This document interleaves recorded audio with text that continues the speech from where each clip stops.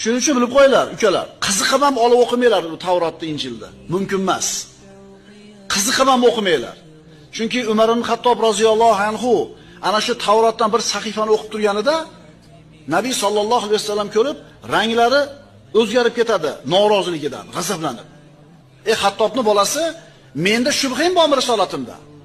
Allohga qasam, agar mana shu sahifaning egasi bo'lgan Musa ibn Imron tirik bo'lganida, menga ergashishlikdan boshqa yo'li qolmasdi deganlar.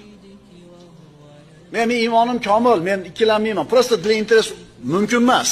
Chunki sizning iymoningiz Umar ibn Xattob kishalik emas. Siz sahoba emassiz. Siz Umar odil emassiz. Shu zotga Rasululloh man qilyaptilar, o'qima deyaptilar. Tushundinglarmi? Demak, Qur'on kitoblarning oxirgisi, Alloh tomonidan tushgan kitoblarni, ularni tasdiqlovchi, muvofiqlashtiruvchi va nazorat qiluvchi.